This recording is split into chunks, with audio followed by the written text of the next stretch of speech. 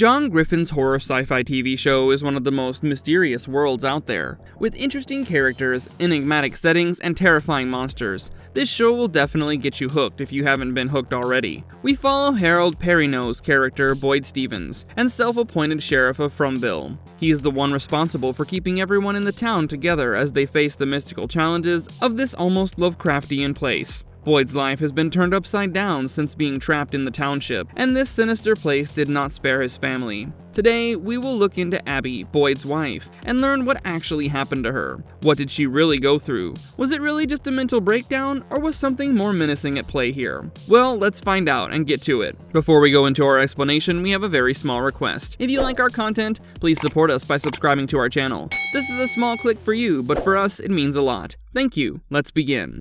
Who is Abby Stevens? What happened to her? Abby Stevens, played by the extremely talented Lisa Ryder, is a badass through and through. The conversations we follow as the Stevens family go on their road trip explains that she, just like Boyd, was a part of the United States Armed Forces. She was actually a soldier in the Marine Corps, and her nickname was Iron Abby. She and Boyd served in the Armed Forces for 30 years, and after retiring, they were driving to Wilmington, North Carolina for a road trip. While on their way, the family has some heartwarming banter, and you understand just how close they are. But we've seen the way that Ellis treats Boyd throughout the show. How did this loving father-son bond get demolished into something so broken? Well, we get our answer the moment Ellis saves the family from crashing into the fallen tree with the signature murder of crows circling on top. The Stevens family drive around the tree, hoping to reach their destination. But alas, we all know what happens when they come across the infamous fallen tree. They drive through the town as the dusk ends ominously. We can see the lights almost vanishing, and we know what happens in the dark, don't we?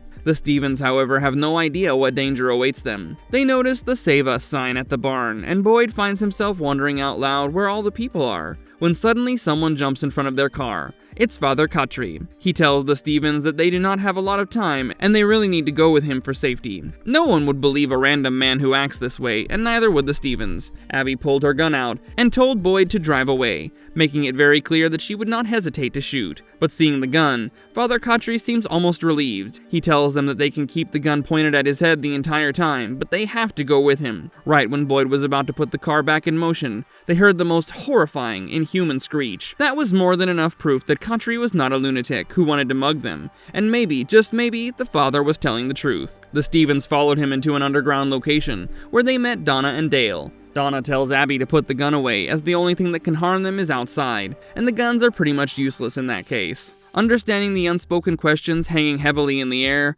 Khatri assured the Stevens that he would answer all of their questions in the morning, but for now, they needed to keep quiet. Almost to prove his point, right when he finishes his statement, footsteps are heard overhead, followed by the agonizing screams of one of the people who just lost their life at the hands of the creatures. When the sun came up again, so did the Stevens from the underground hiding spot. The sight that greeted them was enough to fill them with fear again. Mauled, dead bodies of people they saw alive just a few hours ago laid strewn about on the street like a macabre Halloween decoration. The Stevens made their way to the diner, where Khatri explained their predicament to them. Boyd is understandably flabbergasted that the only way to survive the night is simply hiding and praying. Abby tries to learn more about the town they're in, but Khatri does not have many answers for her. Seeing the conditions of the town, Boyd volunteers to bring everyone together and work together to keep each other safe.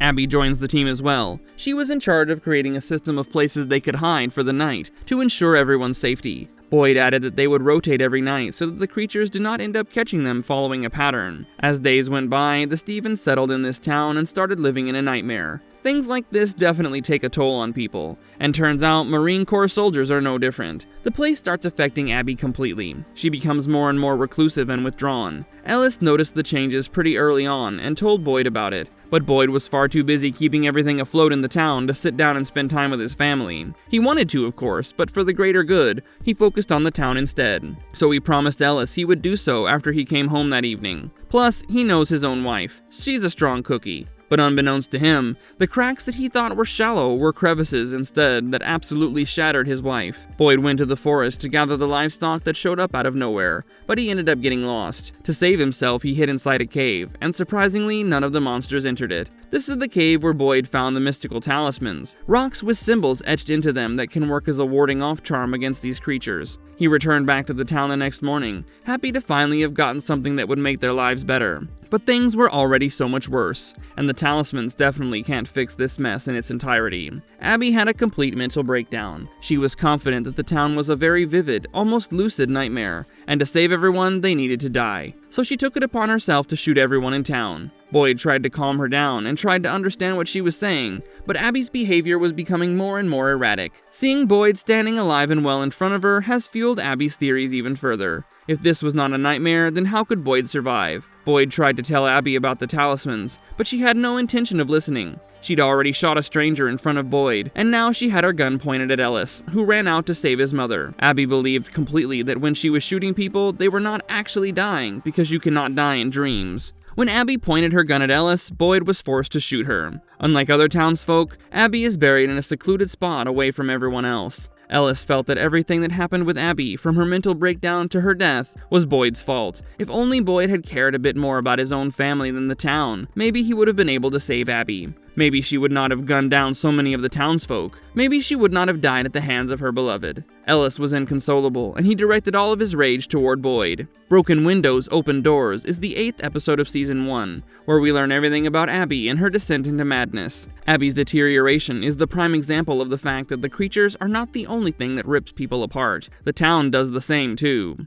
Does she become a ghost? In the first season, the first time we see Boyd talk about Abby is when he visits her grave in the 5th episode. With all the killings that have been happening in the town, Boyd has not managed the time to pay her a visit, and he's deeply apologetic about it. Boyd explains how things were going just fine, and living in the town almost felt normal before everything changed overnight. He opens up about the tremors in his hand, the telltale sign of Parkinson's, and that he knew he did not have much time left. However, as a last shot, he wanted to put his crazy theory to the test. If he succeeds, everyone gets to go home, and if he fails, things become worse for everyone. With those high stakes, Boyd was clearly having a hard time making the decision, and Boyd fondly reminisced how Abby used to be the one to make those calls in the relationship. Completely overwhelmed with everything, Boyd says out loud that he could really use some help. We find out soon enough that the crazy theory Boyd was referring to was him going into the forest. He even approached Ellis and told him about it. When Boyd discloses his plan to Ellis, Ellis gives him the cold shoulder. Seeing this, Fatima decides to sit down and truly tell Ellis how she feels about his relationship with Boyd. Fatima is the first one to spell it out to Ellis that what happened to Abby was no one's fault. Boyd did not take Abby away from Ellis. The town did. She also prompted Ellis to think about what Boyd has been feeling for so long, especially after killing the love of his life with his own hands. She emphasizes with Ellis and his rage over his mother's untimely death, and she urges Ellis to have some sympathy for Boyd too. Boyd is going on a mission that will definitely put his life in danger, and if Ellis does not apologize to him, or at least take the first step, if Boyd dies out there, Ellis would never be able to live with himself. Fatima's reality check actually does the trick, and Ellis shows up at the shack to meet with Boyd. He apologizes for being angry with his father and blaming him for Abby's death. This scene was such a heartwarming moment to watch, because while Boyd never fought back against Ellis' cold shoulder, it was very obvious that Boyd has been extremely affected by it. Getting his son back was almost like a motivator for Boyd to make sure he came out of the forest alive. That's why Boyd trusts Ellis with the secret that Sarah actually didn't run off into the forest like Katri had said. She was actually in the shack, and now she would be his companion as he ventured into the woods. On their first night in the woods, Boyd and Sarah camp out at the Talisman Cave, as that's how far anyone has ever ventured into the woods. The next day, they keep moving until they come across a bottle tree. Boyd tries to get one of the bottles down out of curiosity, but whatever he does triggers something in Sarah. She keels over in pain and ends up having a seizure right at the base of the tree. When Sarah comes to, she finds the tent already set up with the talisman hanging. Boyd did manage to get one of the bottles down, but the only thing this bottle contained was a piece of paper saying 1864. Now, Sarah here is sensitive to the entities present in the town and the forest. She can hear their voices. Katri knew about it and told Boyd. That's why Boyd decided to bring Sarah along with him. Boyd knew that Sarah must have heard voices or felt something which led to her being affected this badly. So he asked her about them, but nothing could have prepared him for the answer she gave. She explained that the voice she heard this time was that of a woman. She'd kept telling Sarah that she was wrong and there were far worse things in the forest than the creatures. And there was one thing that voice kept saying which did not make sense at all to Sarah. The voice wanted her to tell Mr. Fish and Loaves that she was wrong.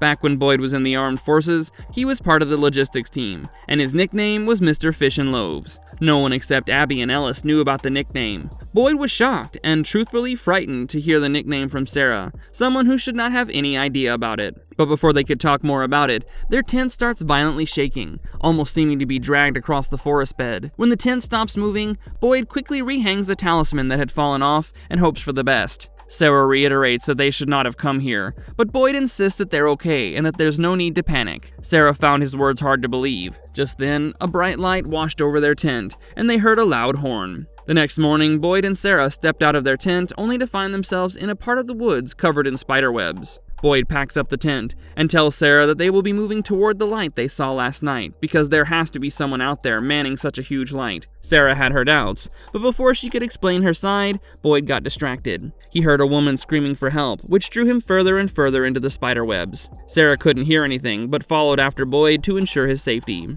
Eventually, Boyd finds the woman who had been screaming for help, and it's Abby. She was wrapped up in spider webs against a tree trunk, and Boyd was shocked to see her in front of him. He found the idea that Abby sent a message through Sarah absolutely ridiculous. But what was he seeing in front of his own eyes? How could he refute that? Abby reached out through the webs, almost begging for help, before viciously grabbing Boyd's hand. Boyd understandably freaks out and steps back, but ends up stepping on an egg sac. Immediately, the arachnids start crawling up his leg, making Boyd freak out even more. He manages to shake them off, but quite a few of them manage to bite him. Sarah finds Boyd trying to get these spiders off, and she helps him out. She asks Boyd what he heard and what he saw, but Boyd refused to explain it, having a hard time believing in it in the first place. You would think this would be the end of Abby haunting Boyd like this, but no. In the Season 1 finale, to save Boyd from the approaching storm, she pushes him into a faraway tree that brings him into a dungeon. In this dungeon, Boyd met with Martin, a Marine Corps soldier who seems to have been chained there for years. Boyd tried to save him, and that's when he first came across the music box.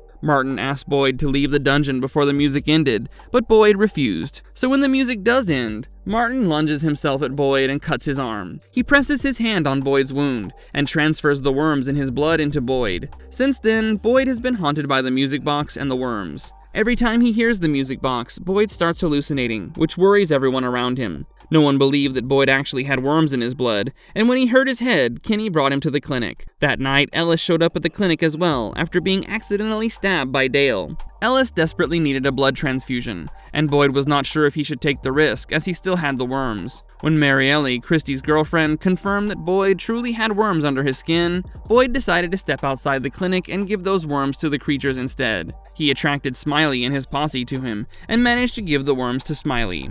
In a shocking turn of events, these worms killed Smiley. With the worms out of his system, Boyd sat down for the blood transfusion and Ellis was saved. When morning came, Christy, Kenny, and Boyd performed an autopsy on Smiley, hoping to learn more about the creature's anatomy and hopefully find something that would help them kill the remaining creatures. Sadly, the only thing they could get their hands on was the creature's bile. While Boyd was happy with this turn of events, things took a twisted turn all over the town. The worms in Smiley had transformed into hundreds of cicadas, which dispersed throughout the town, even though the door of the boiler room was closed. Upon reaching the town, Boyd learns that Elgin almost drowned in his sleep, and Kenny got a burn from the boiling pot of cicadas he saw in his dream. Not only that, Reggie's wife Paula ends up getting ripped apart in her sleep. Realizing that people can get hurt in their dreams, Boyd informed everyone in town against it. Hearing this, Julie asked Boyd to go tell her dad Jim about it. Jim was going to spend the night in the RV with Randall to see what the creatures do when they're not being watched, so he had no clue. Hearing that, Boyd set out for the RV. Over there, he found Donna's car with bloodstains on the back seat, which got him worried. He drew out his gun and walked in on Randall, trying to shank Jim while Donna was tied to a tree. Thankfully, Boyd was able to get Donna free, but before they could make their way out of the place, Randall threw the van keys away, forcing them to spend the night in the RV. Boyd coated the bullets with the bile of Smiley to test out his theory of whether it hurt the creatures, but Randall, being the jerk that he is, refused to believe anything that Boyd was saying. Soon enough, the creatures started approaching their RV. However, instead of getting close to the vehicle, they stood at a distance and kept staring at them, which freaked Donna and Boyd out. Right then, the music box tune filled the RV from Jim's broken radio. Boyd realized that staying in the RV overnight would be a bad call, and they needed to get out of there as soon as possible. Jim said that he could probably hotwire Donna's van, but all of their planning came to a standstill when loud knocks were heard underneath the RV. This was impossible because there was no room between the RV and the ground, but the banging got louder and louder, and it was enough to scare everyone. Randall decided that he didn't care to go with the others, broke a window in his haste, and escaped, taking a bunch of creatures with him. Donna and Jim break out of the RV too and make a run for the van. Boyd was about to follow their trail when he saw Abby in the RV. She calls out to Boyd and asks him to come back to her, but soon she disappears as Donna keeps calling out to Boyd. Boyd hastily exits the RV and makes a run for the van, shooting the creatures trailing behind him. To his horror, the bile-coated bullets do nothing to stop them. By the end of this night, the cicadas had claimed 3 victims: Randall, Marielle, and Julie. While they were still alive, their eyes were grayed out and they were stuck in a comatose phase. Once in a while, they would let out horrifying screams while seizing, and it made no sense to anyone. Realizing they didn't have any other choice, Boyd took Sarah and Kenny to the ruins of the dungeons. There, Sarah was able to hear the music box monster, the main evil entity of this season. The entity enjoyed touching Kenny's arm, and it wanted the 3 victims to stay, to feed on their suffering and pain. The entity also thanked Boyd for bringing it back to town. Sarah could also hear the music box playing, and she told Boyd through pained breaths that the only way to stop this nightmare and save the 3 victims would be to stop the music. But Boyd didn't know how to do it. The dungeon where he met Martin and heard the music box for the first time was now in ruins in front of him, and he had no clue how to get back to the intact dungeon. While attending Ellis and Fatima's wedding, Boyd figured out that maybe if he lit the torch that he carried out of the dungeon, he would be able to access it again. So he got the torch from Clary's canned goods truck and went back into the ruins. Sure enough, the moment the torch was lit, the dungeon appeared in front of his eyes, seemingly out of nowhere. Inside, he saw 3 victims chained to the walls, just like Martin was, and the ominous music box playing in the corner. Boyd decides that he'll break the music box, but before he can, Abby shows up again. She tells Boyd that if he destroys the music box, he would simply prolong the suffering of the victims. Boyd doesn't need to play the hero, the savior, anymore. Abby urges Boyd to join her, which makes him recoil in horror. Boyd asks Abby why the entity is letting her speak to him in the first place, and Abby discloses that everything they thought about this place for so long is wrong. It's not fear that feeds the place, the entity. It is hope, because hope is what makes everyone willing to suffer more. The hope that he would be able to bring everyone home is what led Boyd to abandoning Abby in the first place,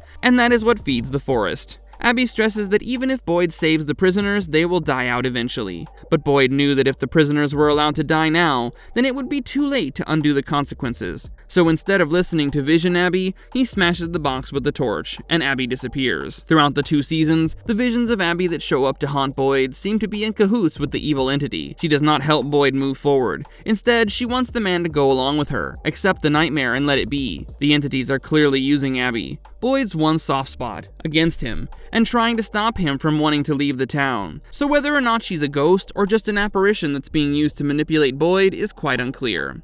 Marvelous verdict, but one thing that we know for sure is that if Boyd figures out the way to the town, eventually everyone else will do so. Whatever the entities feed on seems to come directly from the townsfolk themselves, and if there are no townsfolk, there would be no entity. In fact, I have a feeling that it might just come out that Abby was manipulated into her breakdown by these entities in a way that had stopped Boyd from venturing out. If Boyd had not been the guy who put the greater good over himself, then he would have probably stayed back with Abby, and in turn would not have found the talismans. This would have allowed the entities and the creatures to wipe out the town soon enough and start a new cycle with new inhabitants. What do you guys think? Do you agree that the entities could have twisted Abby's mindset to go after Boyd, or something else is at play? Let us know in the comments, and I'll see you guys next time. If you liked our content, don't forget to leave a like and subscribe to us if you haven't already. Have a good one and be safe. Thanks, everyone!